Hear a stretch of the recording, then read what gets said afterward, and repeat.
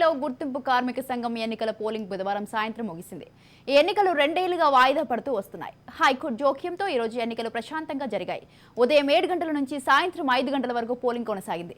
దాదాపు 40,000 మంది 84 పోలింగ్ కేంద్రాలలో 168 బ్యాలెట్ బాక్సులలో ఓటింగ్ హక్కును వినియోగించుకున్నారు. ఎన్నికల్లో 13 కార్మిక సంఘాలు బరిలో నిలిచాయి.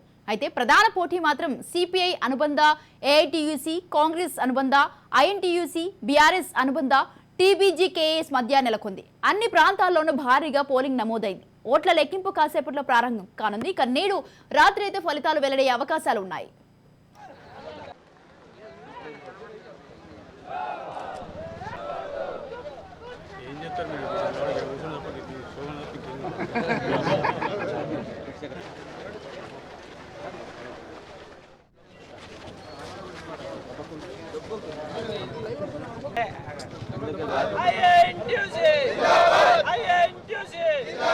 కాంగ్రెస్ పార్టీ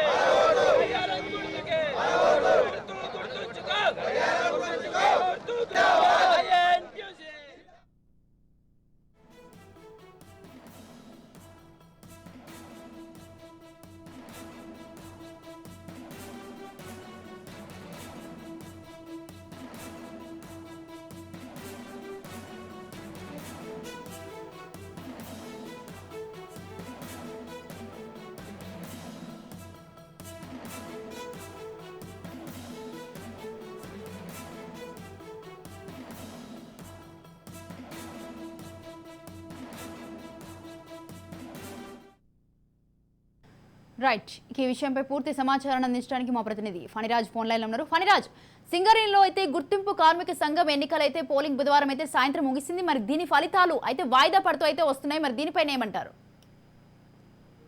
అయితే నిజానికి ఇప్పటివరకు జరుగుతున్నటువంటి పోలింగ్ ఏదైతే ఉందో కాస్త గతంతో పోలిస్తే ఎక్కువగానే ఓటింగ్ జరిగిందని చెప్పవచ్చు. మొత్తానికి ఉమ్మడి కరీంనగర్ జిల్లాలో ఉన్నటువంటి ఇక్కడ ప్రాంతాలతో పాటు ముఖ్యంగా సింగరేణి ప్రాంతాల్లో పూర్తిగా కూడా పోలింగ్ లో కార్మికులు పెద్ద ఎత్తున పాల్గొన్నారు. అయితే ఈసారి ఈ మరి కాసేపట్లో దీనికి సంబంధించినటువంటి కౌంటింగ్ ప్రారంభం కావాల్సి ఉంది. ఇక రాత్రి వరకు రిజల్ట్స్ వస్తున్నటువంటి నేపథ్యంలో దీనిపై ఫలితాలపై కొంతవరకు సందిగ్ధత, అంటే కౌంటింగ్ పై కొంతవరకు సందిగ్ధత నెలకొన్నట్టుగా తెలుస్తోంది.